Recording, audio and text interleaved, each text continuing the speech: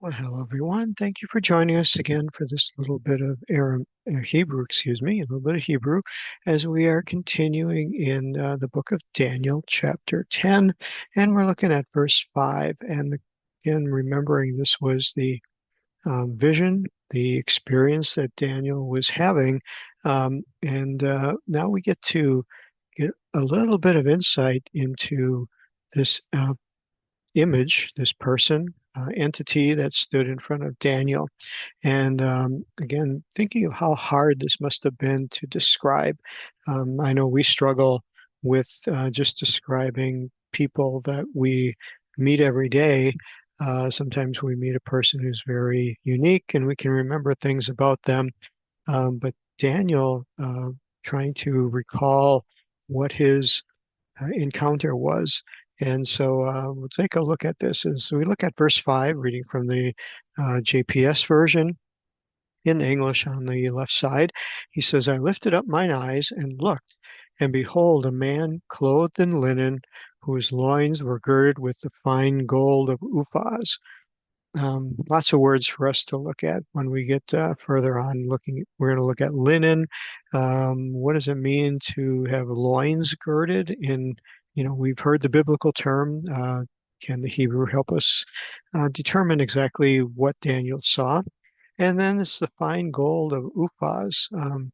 How do you recognize when you see some gold where it comes from? I don't think I've ever experienced any kind of indication of any gold. So again, we want to look at that. Then more description in verse 6. His body was like the beryl type of gemstone we'll look at. His face was as the appearance of lightning. Again, uh, it gets really strong words here, something that you couldn't even look at. His eyes were as torches of fire, his arms and his feet like the color of burnished or bright shining brass, and the voice of his words like the voice of a multitude. Wow, incredible, incredible. I don't know what kind of word picture you may have put together in your mind having that, but of course, the internet gives us lots of things to think about. So let's have some fun here. Click on a search for the image from chapter 10 of Daniel. And of course, we get some, beautiful little images here that, are very sedate, but then you get some that are the other way. So here is something that looks like the genie from Aladdin, blue and eyes are glowing. Here you have an image with lightning shining around his face. Here you have one with, again, eyes that are glowing, arms that are shining, gold around his waist like a belt. Um, and then you get a little thing, a little more nuanced here, just looks more angelic, heavenly type. So no shortage of imagery of people's imaginations going on here, trying to come up with a way to put a picture on these words. And again, you just can't grasp what Daniel really saw, but there were things that stood out to him. Um, the body of the was not like a human body. It looked like a gemstone, a beryl, face that was like lightning, which again is so bright. But yet in the midst of this face that was so bright like lightning, you could see eyes of torches of fire. And of course, anybody who's ever, you know, in, been involved with anything having to do with science fiction and all of those fanciful things, your mind just runs wild when you start looking at some of these images that look like they're straight out of a science fiction alien encounter type of book. But yet, bringing this back into a realm of why did this being choose to reveal itself to a man, so himself to Daniel in such a way? What was the purpose? Was it was it to scare him? Was it to, what was the impression, desired impression? Because this was done for a purpose. And so through all of that, as we weave through um, the imagery here, we have to understand that there was a reason for this. Was it just to scare Daniel to death? I don't think so. I think it was to convey a message. It was to bring about some enhanced understanding of a realm that Daniel was on Earth. This being was not an earthly being. This was a, a heavenly being, a spiritual being, in a realm that Daniel was not a part of, and bridging, if you will, this realm between heaven and earth, taking what we know in a heavenly realm, which is spiritual. And again, we don't have a good grasp of this, but we know that things that are spiritual differ from things that are natural. And spiritual has doesn't have the limitations on it, not confined by a body as we know it, and that things that are spiritual exist in a realm that we cannot see with our natural eyes because a spirit is unseeable. A spirit exists in a realm not contained by the same forces that we are limited by. And so, just so many things, and that's just the limited understanding we have of what a spiritual realm is. And many of these visions were given to help bridge that gap. They were helping us, having limited understanding, living in a natural world, to be able to understand something as we glean from the Bible that is so far beyond our ability to comprehend. As the verse comes to mind that eye has not seen, ear hath not heard, neither hath it entered into the heart of man the things that God has prepared for those who love him. So the things of God are beyond our comprehension. But here is a little bit of um, a declension, if you will, a descending of something spiritual taking on a form of something that we can relate to in a natural. And that's where Daniel's going through this. So, with that lengthy introduction, let's see what the biblical commentators have to say from the Jewish perspective. Talks about Daniel's eyes being lifted up. We'll find that there's some special words in the Hebrew that describe this action, and the commentators here bring it out that his eyes were lifted up. Talk about a man clothed in linen. This is interesting as we see little glimpses into the heavenly realm, as we will find some of these terms that are being used and spoken about in the book of Revelation, that people, entities, beings in this heavenly realm as we see them are clothed. Only in the Garden of Eden prior to the fall were people not clothed. And even in that realm, you know, we don't know exactly all of what took place as Adam and Eve talked with God. But we do know that later on, clothing was made for them. Well, everything we see for future, um, spiritual realm, heavenly realm, everyone is clothed. And so here the linen is described. We're going to find that there's a connection between linen and the um, garments that the priests wore. Now, of course, linen is made from flax, which is a naturally grown uh, grain, and so the linen is made from it. Well, where does this come from in a heavenly realm? Who makes it? Who grows it? Those are all interesting things. And again, maybe it's not even something that we're going to have to even deal with, but it is given to us right now because it's the only way we can understand anything of what the spiritual realm, what the heavenly realm is going to be like. It's brought to us in a way that we can understand it, maybe not necessarily the way it will ultimately be once we are there. So, and then it uses the word fine gold.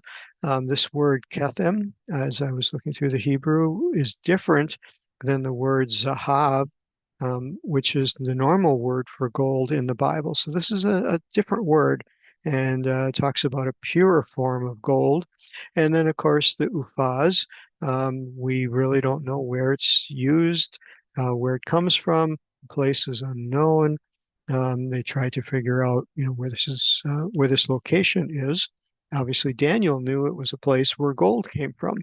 And then the word beryl um, he called it a flashing stone.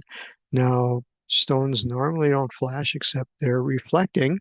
And so, again, trying to think of this, the word in Hebrew is Tarshish, which is also a word we find in our Bible used to describe the location that the Apostle Saul came from, Saul from Tarshish. There was a city in Spain that had a similar name, and then burnished brass, and then a very loud sound. It sounded like a multitude. Again, football stadium type cheering. We really don't know. That's trying to think of it in our terms of understanding.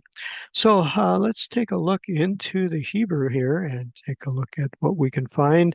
Verse 5 starts out, Va'esa et Enai. And here's where the commentators took note that there's special focus being put on Daniel's eyes, because in Hebrew there's something called a direct object marker, and that's the letters Aleph and Tav, and it precedes the word Enai for his eyes. And in Hebrew, there's something called a direct object marker is inserted. It's not translated into any English word. And so in English, you don't see it, but in Hebrew, it's pointing to the subject of this sentence, which is kind of interesting. You would think it would be the man that they're going to be talking about, but not so. The subject here is Daniel's eyes, what he saw, and that his eyes were lifted up while he saw at Enai. And so, why is that such a um, important thing for the Hebrew to point out that the main focus here is upon the eyes? Could it be that this was just so much for Daniel to take in, and that his eyes were overloaded? There was sensory overload. It was something that you know he's seeing all these things, and his eyes were just uh, you know, couldn't decipher, couldn't figure out what was going on. There was some reason here that the eyes were important to note. And so as moving on, he read, he looked. So what do you do with your eyes? You look. And with this word look, it is used so often in the Bible, but has many different um, understandings. It can mean to perceive. It can mean to, um, it wasn't just natural sight.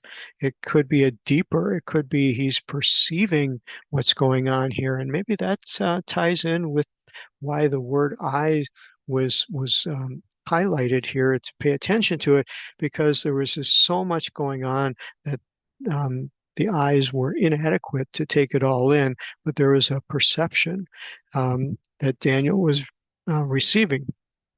And so the next word is one that I really like, and it's uses hine, and it's hine, and it means to behold. And you'll find if you start studying any Hebrew, you'll see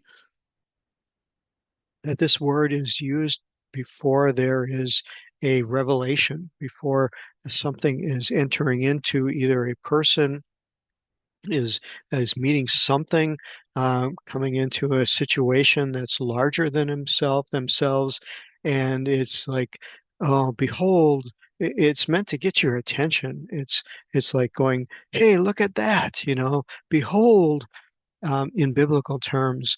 And so this is very, very interesting. It's just an exclamation, an interjection that Daniel is commenting on. Then it makes a comment here as it goes on. It talks about this man. It uses the word ish.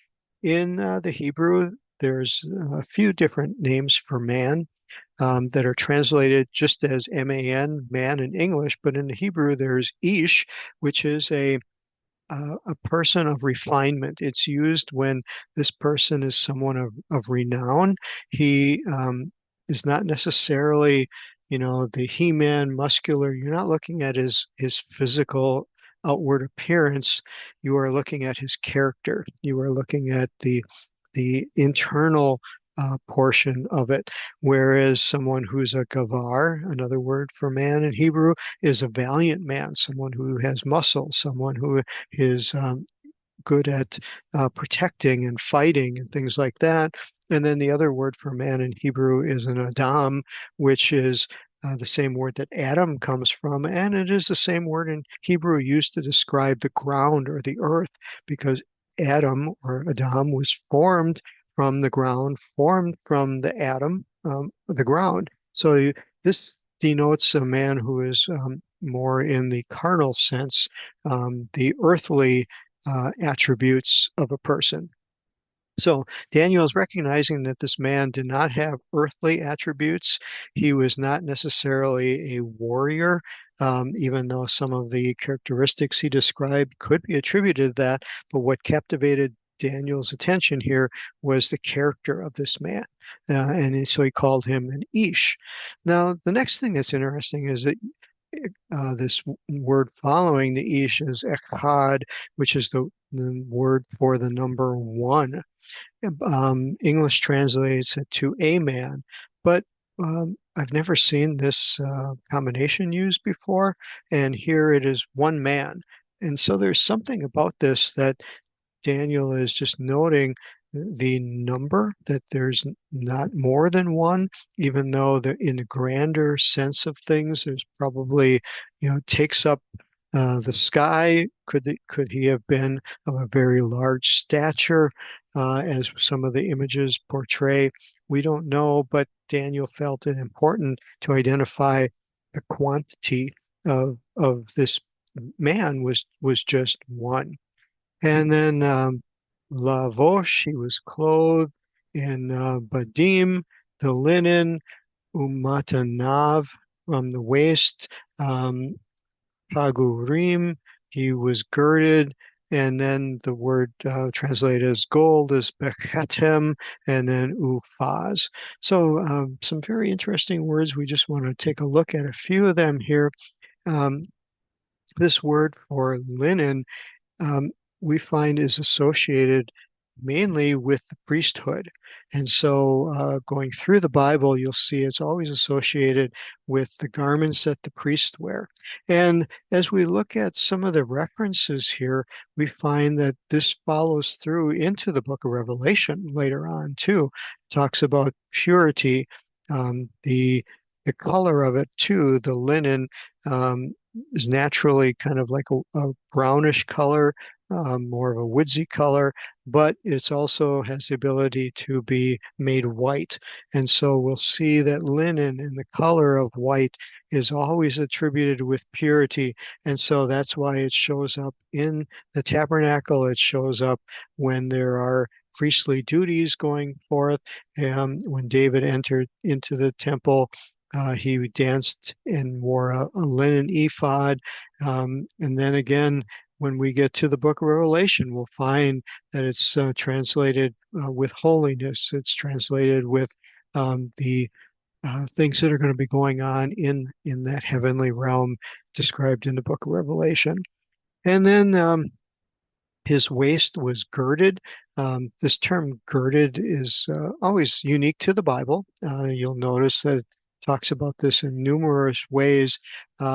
It's mainly making reference to what goes around your waist. The word to gird or agar here is meant to put a constriction on. It's meant to bind in a way that it holds something, which is what a belt, armor around the waist also is there. It's meant to hold your tunic on. And so, but again, why was it necessary to describe that? And why did he have to have something that was gold? And this gold was not just any type of gold, it was gold from an area of Faz. When we break down this word of gold, and we know it's not the normal word for gold used in the Bible, which is zahav. This is ketem, and it's called pure gold or fine gold. Um, when it mentions that this gold was originally mined, I don't equate that with being pure. Normally, gold goes through a refining process to take out the impurities, and what's left is more of a pure gold. But so I think it's relating more towards something that has been worked, something that has been carved out, something that has been mined and refined, and causing it to have all the impurities out of it. And I think in another way, uh, made into something very ornate, something that had a lot of symbolism to it, a lot of designs on it that would stand out, that it wasn't just shiny gold, but it had some workings on it. And then we get to the last word that we're going to look at here today, and that is the word Uhaz. And no one knows where it comes from.